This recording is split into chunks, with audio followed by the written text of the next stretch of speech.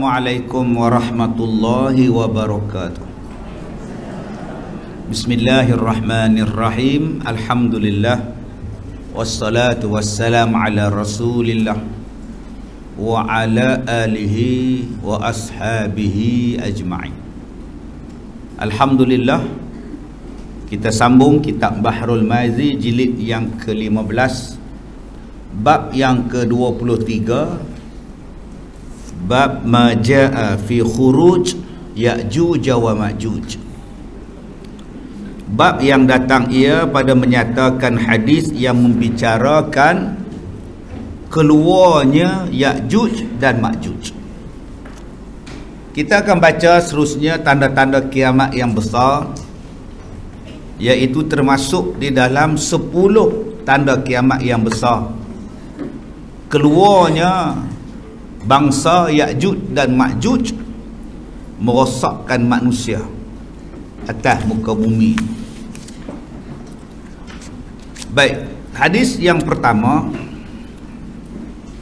an Zainab binti Jahshin qalat istayqaza Rasulullah sallallahu alaihi wasallam min naumin muhmarra wajhuhu wa huwa yaqul la ilaha illallah yuraddiduha thalatha marratin wailul lil arab min syarri qad iqtaraba futihat liyawma min radmi Ya'juj wa Ma'juj mithla hadhihi wa aqada 'ashran. Qalat Zainab qultu ya Rasulullah afanahliku wa fina salihun?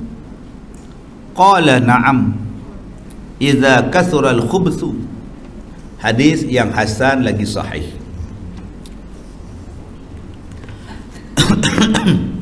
Daripada Zainab binti Jahsh, isteri Nabi Muhammad sallallahu alaihi wasallam, katanya istaiqaza Rasulullah sallallahu alaihi wasallam min naumin. Istaiqaza tu makna jaga, jaga daripada tidur. Nama dia istaiqaza. Kita tidur kemudian kita jaga, dipanggil apa? Istaiqaza. Dapat yang ni pun cukup lah.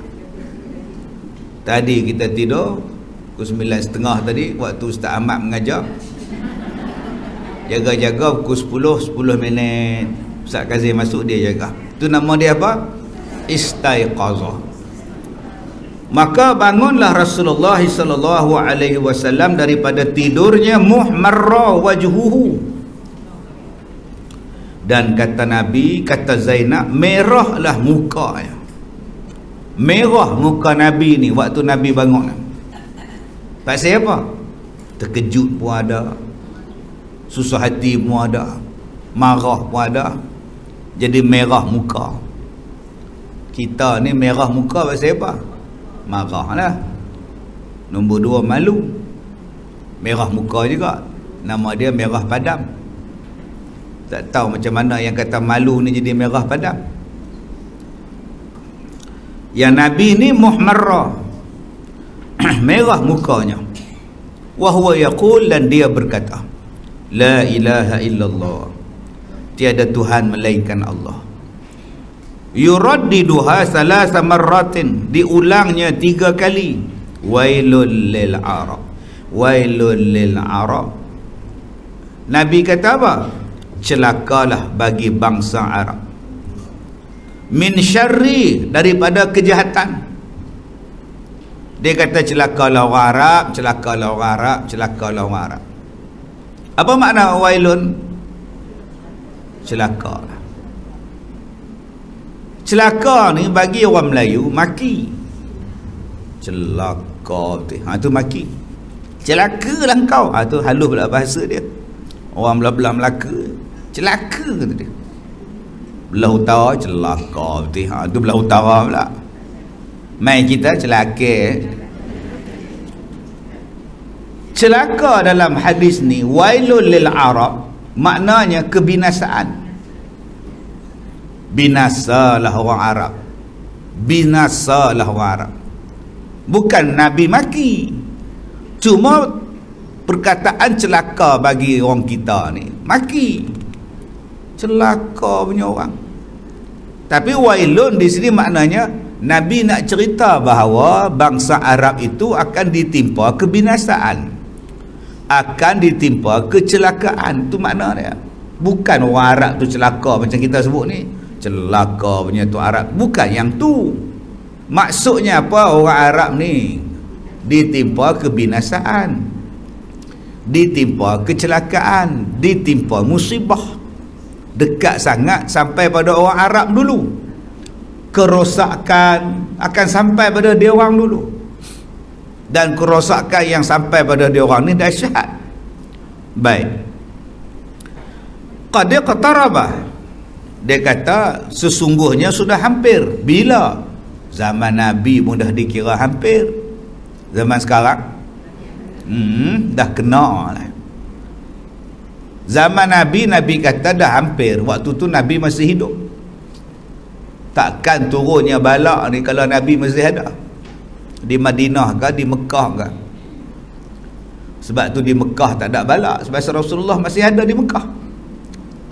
Walaupun orang menolak Nabi di Mekah, Allah tak turunkan bala di Mekah. Pasal apa? Kerana Nabi ada di tengah-tengah mereka. Nabi ada. Sebab tu tak ada gempa bumi, tak ada kehancuran yang gila-gila punya hentam Nabi ni. Abu Lahab, Abu Jahal, segala jenis abu. Tapi Allah tak turunkan bala. Sebab apa? Sebab ada Nabi di tengah-tengah mereka. Bila Nabi pindah ke Madinah, ada tak puak munafik? Ada. Puak Yahudi ada tak? Allah tak turun lagi bala sebab Nabi ada di tengah-tengah mereka. Maka Nabi kata pada masa itu pun balanya sudah sampai dekat. Kalau Nabi dah tak ada, lagi-lagilah dekat. Kenapa yang bala tu dekat? Futihal yauma, hari ini kata Nabi sudah terbuka, min radmi, daripada empang tembok dam Ya'juj wa Ma'juj yang telah dibina untuk menghalang golongan Ya'juj dan Ma'juj. Mislu hazihi, Nabi kata macam ni dah terbuka dah benteng tu. Benteng yang dibuat tu dah terbuka. Maka Nabi pun wa'aqada ashran, maka disimpulnya 10. Kata Zainab, qultu ya Rasulullah afanahliku wa fina salihun, adakah kami akan binasa walaupun di tengah-tengah kami ada orang soleh, ada orang yang baik-baik? Adakah kami juga akan ditimpa dengan kecelakaan tadi? Jawab Rasulullah, na'am, ya, iza kasural khubsu, apabila banyak berlaku maksiat, orang soleh pun tak ada guna apa lah. Tak boleh nak jadi benteng lah. Bila maksiat badi banyak, maka Allah Ta'ala bukakan pintu kerosakan yang berpunca daripada golongan Ya'juj dan Ma'juj. Baik, hadis yang kita baca ni ialah hadis yang sahih. Rasa besar pula suara saya begini, garau pula rasa. Ketahuilah wahai saudaraku, adalah Ya'juj dan Ma'juj itu dua kaum daripada jenis manusia. Nombor satu, Ya'juj dan Ma'juj ni orang apa Ustaz? Manusia. Bukan makhluk asing, tak. Bukan makhluk yang NASA Amerika kata duduk dalam tanah, bersembunyi dalam tanah, kuku mereka macam ni, muka mereka macam ni. Tak. Nabi kata manusia macam kita. Okey. Satu. Dua, sangat celaka, sangat jahat. Tuan-tuan carilah bangsa dalam dunia ni hak jahat siapa? Cuba cari hak paling jahat siapa. Orang Melayu tak jahat lagi. Melayu ke baik lagi kan. Jadi Melayu ni bukan Ya'juj dan Ma'juj. Takkan apa cik Ya'juj dan Ma'juj. Tak jahat, zalim, ganas. 2, 3, dan jahatnya mereka itu di atas muka bumi. Jahat ni makna apa? Tak ada belas kasihan. Tak ada belas kasihan. Kadang-kadang dengan rakyat sendiri tak belas kasihan. Yang mana faham, tak faham sudah. Kita ni duduk dalam fasa Ya'juj dan Ma'juj apa? Hak tua kena, hak muda kena. Ni budak-budak pula kena. Yang 2 hari tu pun tak lega lagi, dia main 3 baru ambil minggu lepas. Kita mengkaji pula untuk yang keempat. Yang keempat? Apa jenis ni? Untuk apa ni? Jahat sangat ni. Jangan sampai jadi Ya'juj dan Ma'juj. Sampai tak ada belas kasihan. Hak lumpuh, hak stroke, hak mati. Pada masa sekarang mereka bersembunyi daripada pengetahuan manusia akan hakikat tempatnya. Di mana Ya'juj dan Ma'juj ni? Wallahu a'lam. Kita tak tahu. Setakat ni lah. Ada yang kata dia ni duduk di Armenia, di pergunungan apa. Dia pun jumpa satu tembok yang dibuat daripada batuan macam besi bentuk dia. Tuan-tuan boleh tengok dalam YouTube. Tembok dia tinggi. Tapi kita kena ingat, tembok yang dibina oleh Zulkarnain ialah di antara 2 gunung. Sebelah kanan gunung, belah kiri gunung, tengah-tengah dia tembok. Jadi kalau tembok saja Kak Som, tak ada gunung, tu bukan tembok Zulkarnain. Dia dua gunung, antara 2 gunung. Tembok tu Zulkarnain buat sebab golongan yang minta kepada Zulkarnain tolong mereka. Sebab bangsa Ya'juj dan Ma'juj ni suka kacau dia orang. Bila Raja Zulkarnain sampai, dia kata tak apa, kumpulkan besi, kumpulkan tembaga semua, kita bakar tembaga besi, kita buat tembok. Di sebalik gunung tu ada Ya'juj dan Ma'juj. Jadi mereka pun buat base tembok yang kukuh tadi. Ada pula orang tanya, masa Zulkarnain buat tembok tu Ustaz, Ya'juj dan Ma'juj tak kacau ke? Dia tidur ke? Yang tu tak dapat kita jawab. Kita tahu cerita Ya'juj dan Ma'juj ni pun sebab Allah beritahu. Setakat mana yang Allah beritahu, setakat tu kita tahu. Yalah, macam kita kalau nak buat tembok pun bukan sehari siap. Takkan Ya'juj dan Ma'juj tak mengendap. Dia orang tu buat tembok, baik kita serang sekarang. Kita jawab Allahu a'lam. Jawapan yang kedua, kamu tahu tak kamu berhadapan dengan siapa? Berhadapan dengan raja yang paling kuat pada masa itu, namanya Zulkarnain. Ia mempunyai dua tanduk. Maksudnya menguasai timur dan barat. Raja yang paling kuat. Hang nak mampui lawan Zulkarnain tu, nak cari nahas. Maka tak heran kalau waktu Zulkarnain membina tembok tu, Ya'juj dan Ma'juj bersembunyi. Sebab mereka tahu bahawa raja yang paling kuat datang. Kita Jepun datang pun lari duduk dalam lautan. Baru setakat Jepun, tak ke mana sangat pedang samurai dia tu. Larilah duduk lautan. Agak-agak selamat baru keluar. Makan segala pucuk, makan segala ubi. Sebab apa? Jepun datang, takut. Jepun dah keluar, tinggal Saleh Kamel ya, baru kita keluar balik. Nama dia Buang. Okey, Omar Rojek duduk dalam dalam banglo dia, baru kita keluar. Itu cerita Jepun. Ni yang datang ke negeri dia orang, kampung dia orang ni bukan setakat Jepun kamikaze tu. Yang datangnya ialah Zulkarnain. Dia pergi mana tempat, semua negeri tunduk pada dia, segala benua tunduk pada dia. Tiba-tiba dia sampai ke negeri ni mengadu, balik gunung tu, bangsa ni suka kacau kami. Tak apa, aku duduk sekejap je ni, aku buat tembok, mereka tak boleh kacau kau orang dah. Ini cerita dia. Jadi jangan kita pergi tanya pula, yalah masa Zulkarnain buat tembok tu takkan dia orang tengok aja.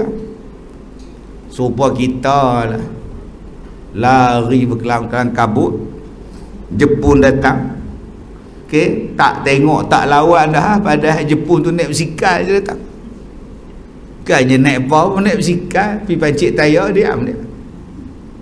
Baik, kemudian sesungguhnya telah diisyaratkan oleh Al-Quran di dalam suratul Kahfi, kisah Ya'juj dan Ma'juj ini ada tali menali dengan kisah raja besar yang bernama Iskandar Zulkarnain. Maka telah berkata ulama, adalah Zulkarnain itu seorang daripada wali Allah yang telah menjadi raja besar, seperti Nabi Allah Sulaiman menjadi nabi dan raja besar di dalam dunia. Maknanya kekuatan, kekuasaan Zulkarnain hebat, taraf dia wali. Jadi siapa berani lawan dengan wali ni? Baik aku menyorok kena kambuh dengan tembok, langsung tak boleh terbit, langsung tak boleh keluar, menyoroknya pasal duk sembunyi. Mai Iskandar Zulkarnain ditutupnya tempat persembunyian, dan telah dijajahinya dunia daripada timur sampai ke barat.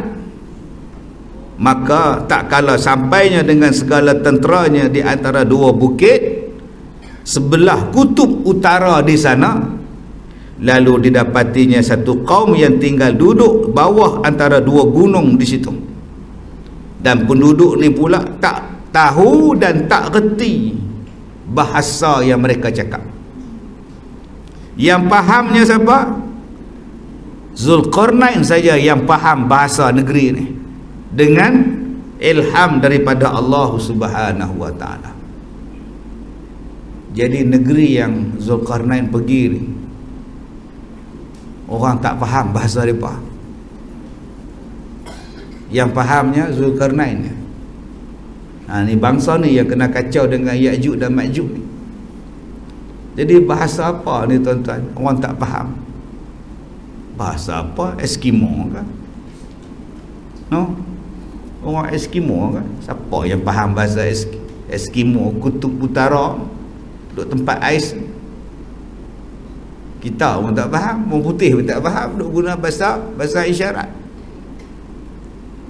Sebab tu ada orang kata di kutub utara tu, di sebalik tembok ais tu, di situlah tempat Ya'juj dan Ma'juj. Ada yang kata macam tu. Ada yang kata Ya'juj dan Ma'juj ni tembok besar Cina. Ada juga hak jenis tu. Ada yang kata Ya'juj dan Ma'juj ni ialah golongan Genghis Khan, Kublai Khan, yang muka dia macam perisai. Muka, kata Nabi, muka Ya'juj dan Ma'juj ni lebar macam perisai, sepek mata dia. Jadi bila golongan Tartar Mongol datang menyerang negara-negara Arab, serang negara Iraq sampai ke Mesir serang, maka ada yang kata golongan itu adalah golongan Ya'juj dan Ma'juj. Orang tak faham ke bahasa Mongol? Sampai sekarang duduk tersembunyi je Mongol, bahasa Tartar ni. Orang buat kajian tentang Genghis Khan, raja daripada Mongol ni. Dia masuk dalam negeri orang, dia rosakkan. Masuk dalam Baghdad, dia bakar segala kitab sampai jadi hitam sungai di Iraq, bekas daripada kitab yang dibakar. Dia rosakkan, termasuklah dia rosakkan perempuan. isteri musuh dia, anak-anak musuh dia. Ada orang buat kajian, keturunan Genghis Khan saja di dunia ni ada 40 juta orang. Sebab dia masuk dalam negeri, dia rosakkan anak-anak dara musuh-musuh dia, isteri-isteri musuh dia, mengandung habis bubak. Sejak daripada ratusan tahun yang lepas, pakat duk mengandung semua, beranak. Dia pun duk kira DNA dia saja ada 40 juta. Lah. Itu jenis tu pula.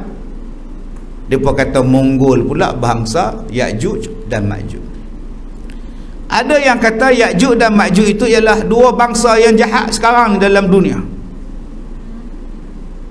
Yang bila sampai kepada satu tasik kolam tu kering.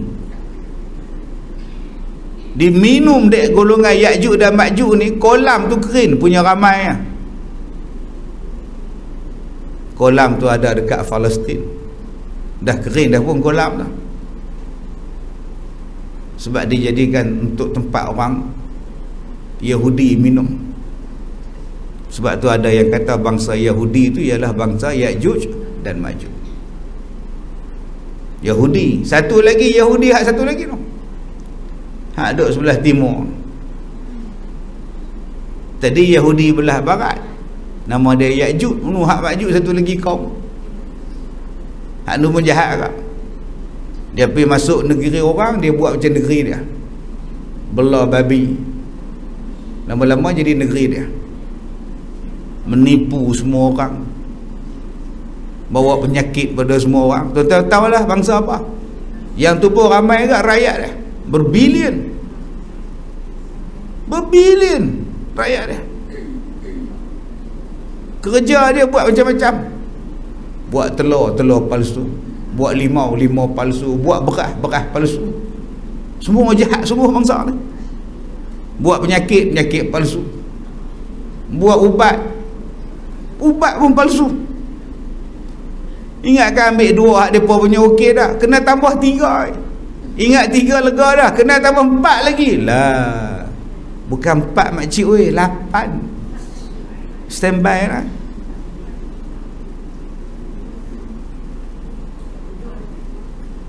Standby.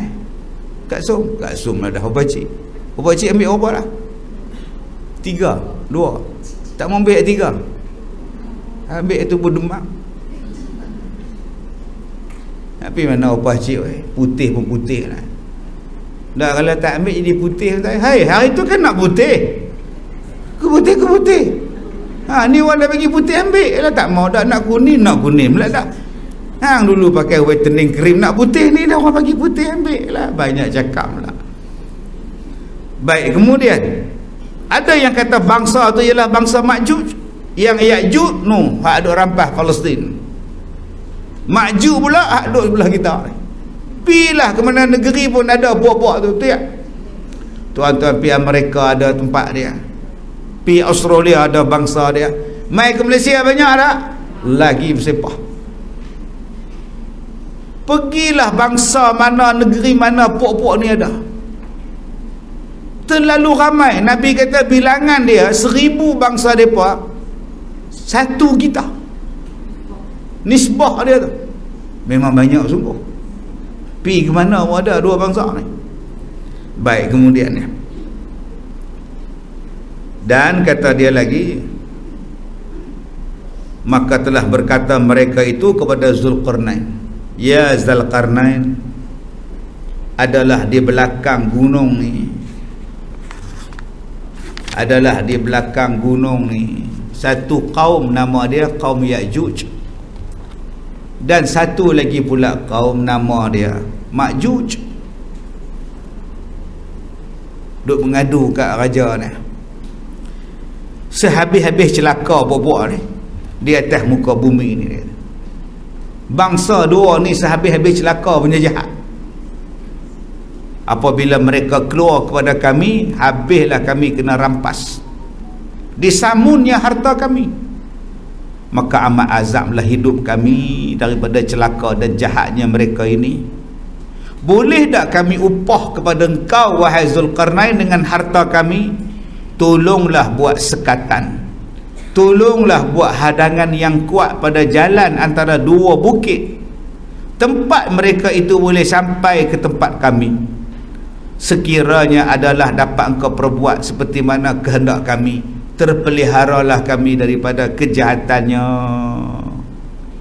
Mudah-mudahan tak keluarlah mereka kepada kami, kerana tiada jalan lain daripada celah bukit ini, kerana negerinya semua dikelilingi oleh gunung ganang yang amat tinggi, tiadalah terdongak dan ternaik oleh mereka dengan apa jalan dan helah sekalipun, melainkan kau tutup saja jalan di antara dua gunung ni, maka selamatlah kami.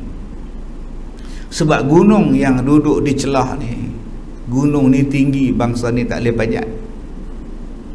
Gunung apa tuan-tuan yang tinggi sangat ni, tak boleh nak panjat. Jom tuan-tuan fikir tengok, tak boleh sampai. Tolong buat tembok Ustaz. Pergunungan yang tak boleh dipanjat, setakat Gunung Keledang tu besar je panjat. Nah, setakat Gunung Korbu, Gunung Sepeneh lagi boleh panjat. Ya, hak tinggi-tinggi ni pegunungan Everest, siapa nak panjat? Yang nak panjat tu pun setengah mampu. Hak mampu pun ramai. Tuan-tuan cuba panjat Gunung Everest tengok, tak sampai pun. Nak sampai di atas tu punya seksa. Jadi sempadan pergunungan Everest ni di mana? Yang tinggi sangat ni. Dia melibatkan China, dia melibatkan Nepal, dia melibatkan India, dia melibatkan Tibet. Ini nama dia pegunungan Everest. Sampai sekarang orang tak panjat, dengan sejuk, dengan tinggi, kejadah apa nak panjat. Tapi ada satu lorong, kata kitab ni, yang mereka masuk dalam lorong tu, mereka sampai tempat kami. Tolonglah bina tembok supaya mereka tak lepas, selamatlah kami. Jadi cluenya di situ, cluenya di situ. Gunung yang sangat tinggi. Kalau gunung tu rendah, boleh tak panjat? Apa herannya pada Ya'juj dan Ma'juj? Dia kerabat sat. Tuan-tuan faham kerabat? Rakyat panjat, kaum kerabat. Okey, tu nama dia kaum kerabat. Satu lagi kerabat. Amboi, hang kerabat apa tu? Kerabat. Okey. Setakat gunung-gunung kecil ni dia orang kerabat sat. Ni hak cerita ni gunungnya tinggi, beribu tahun baru boleh panjat. Jadi jawapan dia, clue dia senang. Bangsa Ya'juj dan Ma'juj duduk di kawasan pergunungan, dan gunung mereka tu pula sangat tinggi, tak terjangkau oleh mereka. Itu saja. Sebab kalau gunung Ya'juj dan Ma'juj tu rendah, hari ni buat tembok, hari ni dia orang panjat, apa masalah? Malah gunung tu mereka boleh rata pun, boleh bom bagi rata. Tapi ada pergunungan dalam dunia ni sampai sekarang orang tak boleh panjat. Kalau nak panjat tu pun, saya dah kata dah tadi, setengah mati. Kalau rakyat Malaysia panjat, balik-balik tu dapat datuk tu. Pasal apa? Pasal ramai tak boleh panjat. Balik-balik tu inilah kejayaan besar rakyat kita, memanjat Everest, dapat datuk. Sekarang macam-macam datuk kita dapat, terjun pakai sepeda pun dapat datuk. Duk pakai sepeda siang malam dapat datuk sekarang. Cakap lebih dalam lah, apa ada pada gelaran sekarang ni. Tapi gunung yang mereka panjat ni, yang ada ni, mereka tak boleh panjat. Nak panjat, tengok-tengok ada tembok pula. Bila masa pula tembok ni, akhirnya selamatlah negeri tadi. Jadi bagi orang yang duk mengkaji mana Ya'juj dan Ma'juj, ambil clue pada kitab ni. Mereka duduk di gunung, celah gunung yang tak boleh orang panjat, tinggi sangat gunung ni. Sebalik itulah adanya bangsa Ya'juj dan Ma'juj. Baik, apakala didengar oleh Zulkarnain akan perkataan mereka itu yang demikian, lalu jawabnya, adalah aku mau memperbuatnya, sekalian kamu akan sekatan dan empangan yang besar. Dan aku tak minta upah daripada kamu, sebab dia raja, dia kaya, minta upah apa? Cuma aku minta kamu sediakan perkakasnya, apa yang dikehendaki membuatnya. Yang pertama, batu-batu besar. 2, besi yang banyak. 3, tembaga. 4, kayu. Maka dari habisnya orang pakat cari lah, nak bagi selamat negeri. Bangsa kita pula lain, cari 7 air mata anak darah, 7 hati nyamuk, tu dia. Lagi 7 dulang emas perak semua. Yang tu pasal raja nak menikah, pakat teriak lah, duk tadah dalam tempayan. Untuk dia seorang, rakyat jadi susah. Tapi dalam kisah ni, rakyat sanggup susah ramai-ramai, pasal nak selamatkan semua orang. Pergi cari besi. Berapa banyak besi? Bukannya sikit tu sama tinggi gunung. Berapa banyak tembaga, berapa banyak kayu, berapa banyak batu nak kena usung. Tapi kami sanggup buat janji negeri kami selamat. Apa-apa pun kami nak selamatkan negeri kami dan rakyat kami dulu. Inilah dia nama kerajaan dan rakyat, melindungi rakyat. Tu baru nama kerajaan. Kalau tak melindungi rakyat tu nama dia kerajaan. Lain tuan-tuan, dia panjang sikit kera tu. Di dalam itu pergilah pula Iskandar Zulkarnain masuk di dalam Ya'juj dan Ma'juj. Nampak? Ni kata raja ni, dia bukan takut, orang paling gagah sekali. Jom pergi tengok Ustaz, macam mana bangsa ni yang duk kacau orang ni. Tiba-tiba didapatinya mereka tu macam-macam rupa. Setengahnya besar gadang, tu dia. Setengahnya pula telinganya boleh dibuat hamparan dan selimut, tu dia. Besar tak besarnya, agak-agak tak ada selimut, potong telinga mereka. Dan sangat besar, sangat banyaklah mereka tu macam semut yang melata di bumi. Tu yang saya kata tadi, nisbah dia berapa ribu orang mereka, seorang kita. Yang ni tak lepas lagi ni. Jadi bangsa-bangsa Ya'juj dan Ma'juj ni tak lepas lagi. Yang buat jahat kita ni Dajjal, kuncu-kuncu Dajjal hak sekarang ni, hak duk kacau kita ni. Hak Ya'juj dan Ma'juj ni tak lepas lagi. Telinga kita semua halus-halus belakang ni. Nah, kita semua kecil-kecil belakang. Maka kemudian daripada keluar Zulkarnain daripada Ya'juj dan Ma'juj, dia pun mulalah tampil membuat dan membangunkan sekatan di antara dua bukit jalan, dan jalan Ya'juj dan Ma'juj itu keluar. Dia kata yang ni kena buat. Puak-puak ni kalau terlepas habis. Dah lah ramai satu, besar pula tu. Dia kata ni besar gadang. Orang Melayu sebut besar tu gadang. Ni bahasa kita yang nak menunjukkan sesuatu yang hebat. Dia tambah lagi bahasa di belakang. Riuh, riuh rendah, makna riuh sungguh.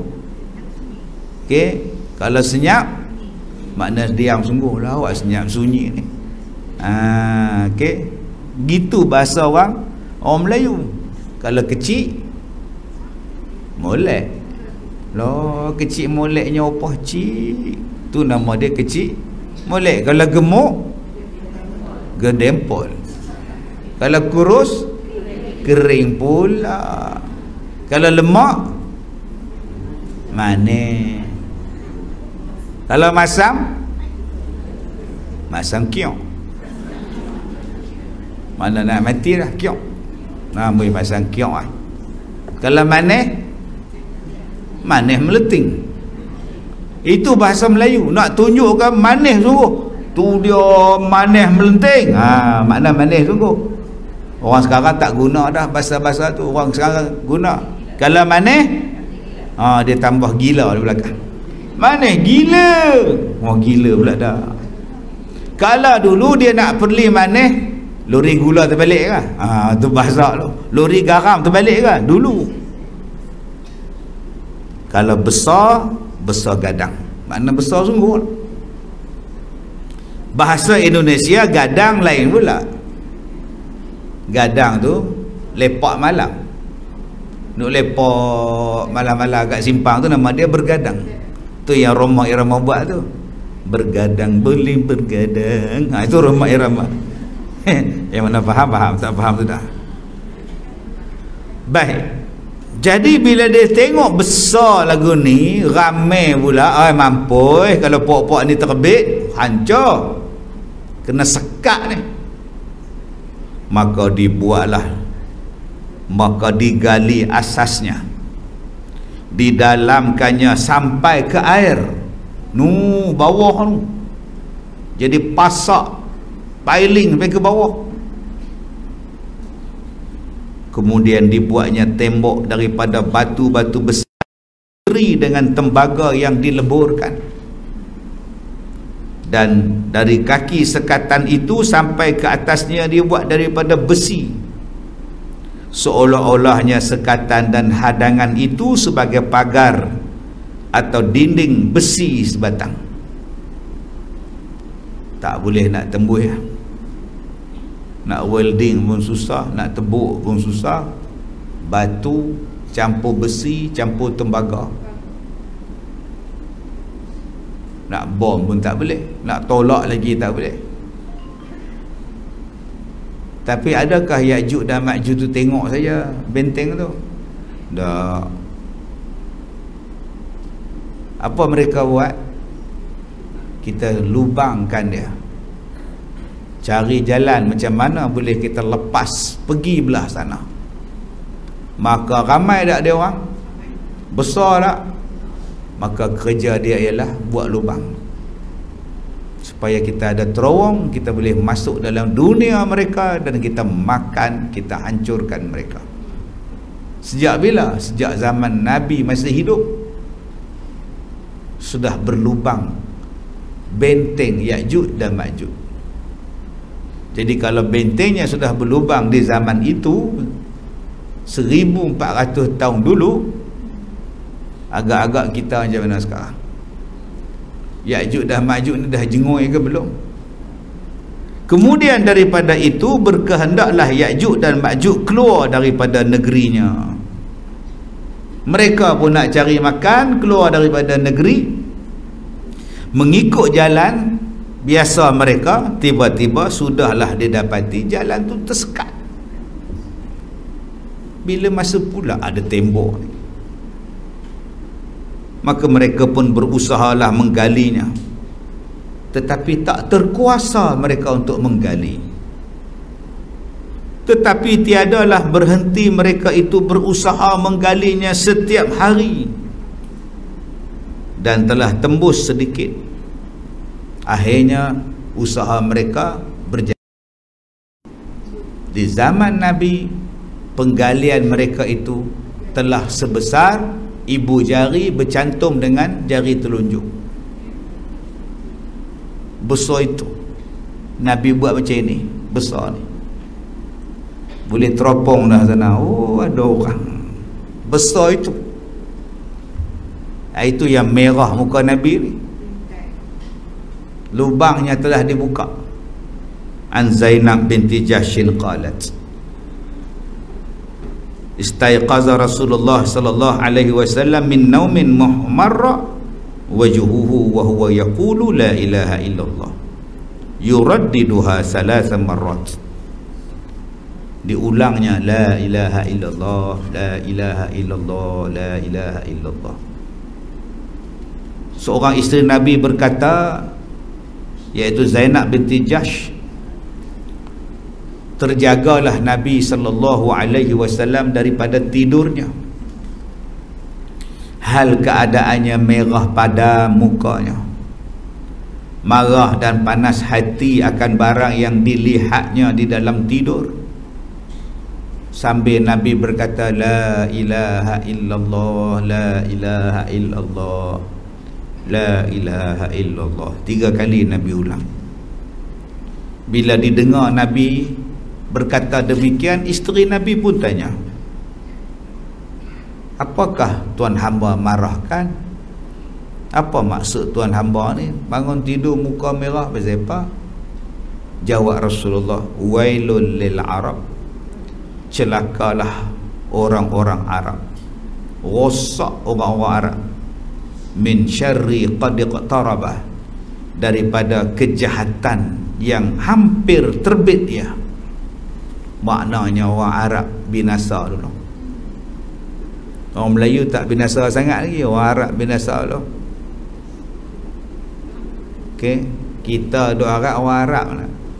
Jubah Arab, serban merah, jalan tegak, hak perempuan pula gelap, buat mata saja. Tempat mereka ni lah tempat Nabi dikebumikan, tempat wali banyak. Ada Kaabah, ada Mekah, ada Madinah. Tapi kata Nabi, hak Arab tu celaka dulu. Sungguh hari ni jadilah, hak nak pergi Mekah terhalang, pergi umrah, buat konsert boleh, kena sembahyang jarak-jarak, tapi buat konsert rapat-rapat. 700,000 pergi tengok konsert. Tuan Arab duk bergedik. Arab pakai jubah pergi, pakai purdah pergi, hak buka purdah semuanya dah. Sepatutnya yang itulah benteng orang Islam. Contoh hari ni mereka buat sungguh. Bila kita petikai, tempat hampa umpamanya, apa tak bising, apa bising tempat kami. Itu jawapan mereka. Kita ni bila sebut Arab, apa rasa? Oh, nantu kamu orang mana lihat? Orang Arab. Oi, 6 harakat hoi. Tapi depa lah yang paling teruk kena tu. Fitnah pada depa ni. Hari ni ada negara Arab yang dah buka kasino. Dia buat pulau buatan, buat kasino. Bila kita kata apa tu Arab buat kasino, hampa apa ada nu kat genting, diam kita. Dia kiah kita balik, tempat korang ada konsert, oh bising. Kami nak konsert tak boleh, korang boleh pula konsert. Malah ada negara Arab yang dah membenarkan laki-laki dan perempuan yang tak kahwin tinggal serumah. Kita dengar tu pun naik bulu rumah. Negara Arab dah buka hubungan diplomatik dengan Israel. Malah mereka dah membenarkan negara mereka dibina gereja-gereja dan kuil-kuil yang selama ni tak boleh. Gereja dijadikan pusat pencampuran agama-agama, jadi satu dalam satu tempat. Arab dia buat dulu. Pasal apa? Dia rasa duit dia banyak, dia kaya, dia boleh buat macam-macam. Padang pasir pun dia boleh tukar tanam-tanaman. Bangunan paling tinggi pun mereka boleh buat. Duit banyak, apa gaduh? Kita ni nak minta duit kita sendiri pun susah. Tapi beli benda tu ada pula duit tu yang pelik. Nak faham tak faham sudah. Nak minta duit sendiri pun susah lah. Baik, kemudian dia kata lagi, masalah Ya'juj dan Ma'juj membinasakan orang-orang Arab. Sesungguhnya dengan sepotong hadis ini menunjukkan kepada kita, orang Arab akan dibinasakan oleh Ya'juj dan Ma'juj. Juga akan dibinasakan Ya'juj dan Ma'juj yang lain daripada bangsa Arab yang sampai kat depa tu. Nampak hari ni sampai kat depa tu. Orang kita Melayu ni alhamdulillah kita masih lagi pertahankan Islam kita. Puak-puak Arab ni kita tak tahu tak. Mereka boleh buat kedutaan Israel di negara mereka, hubungan diplomatik. Mereka lebih dari kita pula. Kata ulama, sebab ditentukan oleh Nabi bangsa Arab tu kerana apa?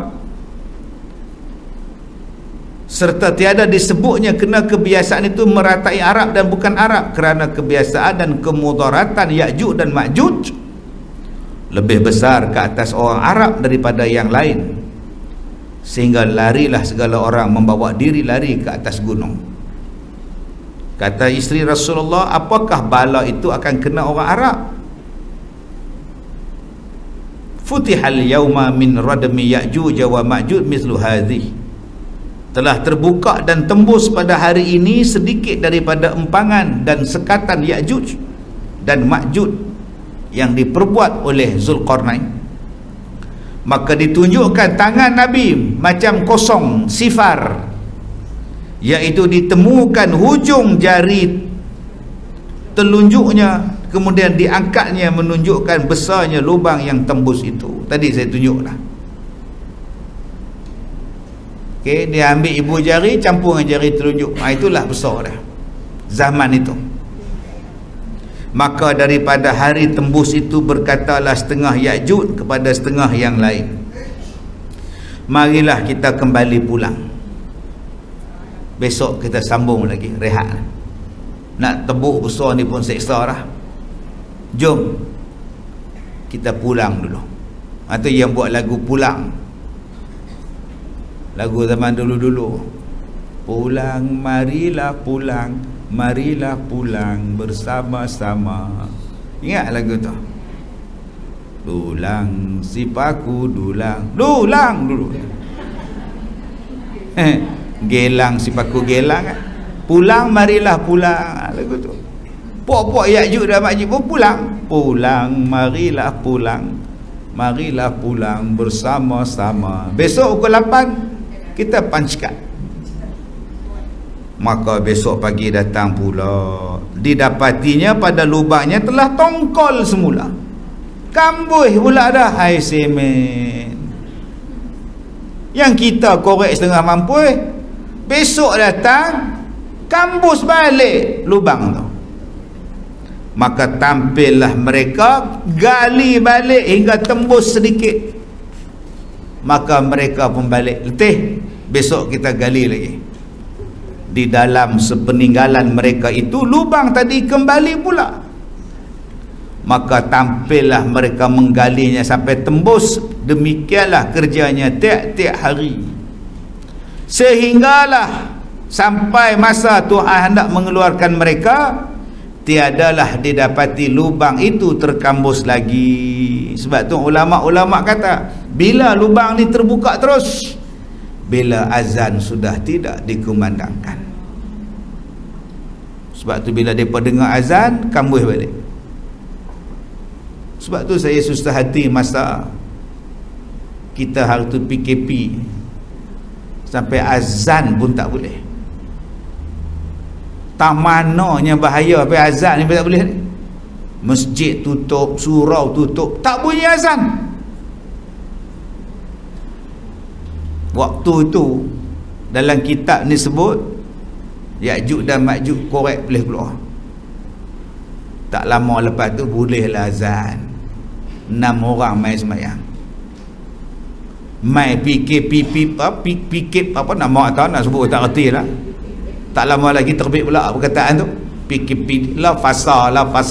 Sampai azan pun tak boleh, semayang sunat pun tak boleh. Budak-budak tak boleh masuk, orang tua tak boleh masuk. Masa tu 6 orang saja yang boleh masuk. Dipilih pula 6 orang boleh semayang. Masjid punya besar 6 orang. Tak tahu siapa yang buat SOP ni. 6 orang tu pula rasa dengan bangga lah, memikul tanggungjawab besar ni. Orang lain tak boleh pi, aku je boleh pi. Isteri duduk doa atas tangga tu, sebelum kita berjaya. Sampai bang tak boleh. Saya takut masa tu Ya'juj dan Ma'juj buat kerja, satu dunia tak bang. Alhamdulillah hari ni bang balik. Tak tahu lah ustaz, kot 2 tahun dia korek dah ustaz. Tu bang tak ada lah. Mana saya nak tahu. Orang tak baca kitab, dia peduli apa? Kita hak baca kitab pun ikut mereka.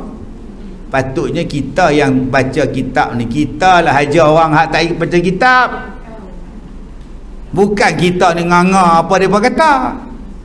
Apa guna hak mengaji sampai ke Mesir, sampai ke Syria semua. Segala kitab antelan, tiba-tiba pergi dengar orang hak tak mengaji. Ikutlah hak kitab ni kata. Azan ni kena jangan putus. Sebab sekali azan daripada New Zealand naik ke Australia, naik ke Indonesia, naik ke Singapura, Malaysia, azan tak pernah putus setiap hari. Dia bersambung. Sekarang pukul apa?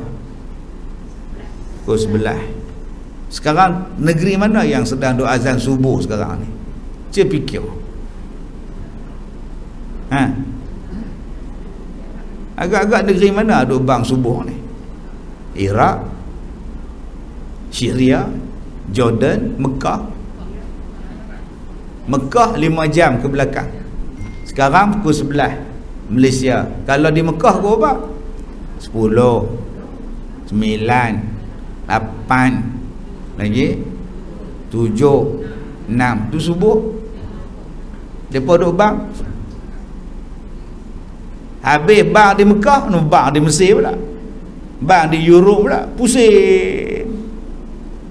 Gitulah 24 jam bang ni tak pernah berhenti. Sebab tu di Johor masuk Zuhur 1.25, dia naik ke Melaka 1.26, dia naik ke KL 1.27, mai ke Perak 1.5, mai ke Penang 1.31, mai ke Kedah 1.31, mai Perlis 1.32, mai ke Siam. Begitulah berturut-turutnya azan. Tiba-tiba stop. Virus marah, tak boleh bang. Kalau bang penyakit, lo takutnya pakai tutup switch semua, mikrofon tak bunyi lah. Waktu tu tuan-tuan ni kita duk baca ni, Ya'juj dan Ma'juj buat kerja. Hari ni tak kambuh pula lubang kita ni. Orang tak bang, pakak korek perhabis bobak tu. Baik, kemudian dan kata dia, maka dapatlah mereka meneruskan kerjanya, meluaskan lubang itu sampai boleh keluar daripadanya dengan senang. Maka mengamuklah makan apa isi bumi. Saya kata dah, bilangan mereka terlalu ramai. Ya'juj dan Ma'juj ni terlalu ramai, sampai hak nak binasakan mereka ni Nabi Isa. Nabi Isa nak hancurkan mereka ni, sampai tak tahu nak buat apa. Terlalu ramai, dipanah-panah masa itu. Itu dalam kitab disebut Allah turunkan burung macam ababil, hancurkan mereka ni. Mampu dengan itu ya, bayangkan ramai lagu mana. Bila dah mampu pula bangsa ni, bangkai busuk pula. Nak tanam siapa nak korek? Allah datangkan pula hujan banjir, bawa perhabis mayat. Ini kisah pengakhiran bangsa Ya'juj dan Ma'juj. Jadi kita tak boleh bayang ramai macam mana. Dah lah ramai, kuat pula tu. Dah lah ramai, ganas pula tu. Allahu Akbar. Agak-agak sempat tak jumpa kita ni Ya'juj dan Ma'juj ni. Tak tahu Ustaz Tak tahu Ustaz Sempat tak sempat. Kalau boleh tak mau jumpa. Bila tak mau jumpa, minta mati makcik. Tak maulah mati, makcik nak menikah bulan depan. Astagfirullahalazim. Dan lagi tu, manakala didengar oleh Siti Zainab akan sabda Nabi yang demikian, dia nak cerita balak turun ke atas Arab. Qalat Zainab, qultu ya Rasulullah afanahliku wa fina salihun.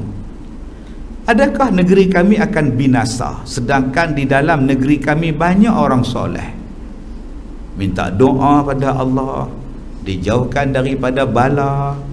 Tidakkah Tuhan mengkabulkan doa-doa ni sebab orang soleh yang minta? Jawab Nabi, na'am, idza kasral khubus, ya, bala tetap turun kerana maksiat banyak. Maksiat itu menjadikan doa orang soleh tidak makbul. Ni dia. Walaupun ada orang soleh, bala tetap turun. Sebab apa? Banyaknya maksiat yang berlaku secara terang-terangan. Dulu banyak ada maksiat, ada agak, tapi terang-terang tak? Dah sekarang terang-terang. Dulu kalau nak pergi jumpa makwa pakwa ni, malam-malam sorok-sorok, ambil kain batik, tutup muka, nak pergi jumpa dengan damak kan, lalu ke bawah rumah, terjun ke lantai, takut Pak Malau nampak. Pakailah malam-malam pi nak jumpa damak dengan delik. Ni cerita Sering Bersih. Okey, ikut delik. Dia orang kita ikut delik. Hak jadi delik tu Mustafa Ma'ruf, hak jadi damak tu Nurdi Ahmad. Ingat tak Som? Yang jadi Sering Bersih tu siapa? Rusnani. Yang jahat tu siapa? Mahmud Jun. Jahat sungguh cerita tu. Subhanallah. Yang jadi Pak Mahmud Jun, Yem. Yang jadi Pak Malau mak Sering Bersih tu, Pak ada siapa? Pak Malau Syarif Medan. Aku ada hajat yang besar dengan kau dah mak. Tu bahasa dia. Sebelum Pak Malau menyampaikan hajat Pak Malau, ada baiknya saya menyampaikan hajat saya Pak Malau. Apa hajat kau dah mak? Saya nak balik ke Pahang Pak Malau. Tu cerita Nurdi Ahmad. Perkara yang lepas jangan lagi diulang kaji dah mak. Itu bahasa dia tu. Telajak perahu boleh ditarik Pak Malau. Telajak kata kajang Pak Malau, kajang dia. Tu cerita kajang tuan. Lawak sate. Baik, bermula hadis ini hasan lagi sahih, maka tolonglah stop perbuatan maksiat kalau doa nak dimustajabkan. Sebab tu kita lihat hari ni doa orang Islam mana ada mustajab. Doa siang malam minta Palestin selamat, sampai sekarang tak selamat. Semayang di Mekah tu, Tok Imam Mekah semayang, jalan lagu tu juga. Mintalah supaya orang Islam ni tak ditindas. Doa siang malam duk tindas lagu tu. Pasal apa? Pasal maksiat banyak. Artis diagung-agungkan, artis wanita disanjung-sanjung, dipuja-puja. Mana ada makcik puja, kata dia. Makcik memang tak puja. Artis ni dia punya laman sosial dia saja 10 juta, 12 juta. Hak ustaz juta pun jenuh tercirit ustaz tu pun dapat. Yang tergelek-gelek tu juta. Yang ustaz buat ceramah ni nak dapat 1000 pun susah. Itulah zaman dia. Kok banyak ustaz ni dapat tontonan Ustaz Kazim je masak nasi goreng. Yang tu ramai dah tengok, 7 juta tengok tu. Tak pernah dibuat orang nasi goreng campur dengan masak lemak. Ramai pula yang try Ustaz, sedap Ustaz. Makcik tak tahu lagi buat nasi goreng kena campur dengan masak lemak kuning. Buat. Lepas ni upah cik buat 2 hari pulang balik ke Jamban. Baik, besok kita akan sambung Bab yang ke-24, bab yang ke-24, bab ma jaa fil mariqah. Orang yang keluar daripada Islam, orang yang tolak Islam ni macam busur anak panah, dia melepas. Ini akan sampai zaman ni. Hadis sahih juga. Baik, cukup sekadar itu. Wallahu a'lam. Assalamualaikum warahmatullahi wabarakatuh.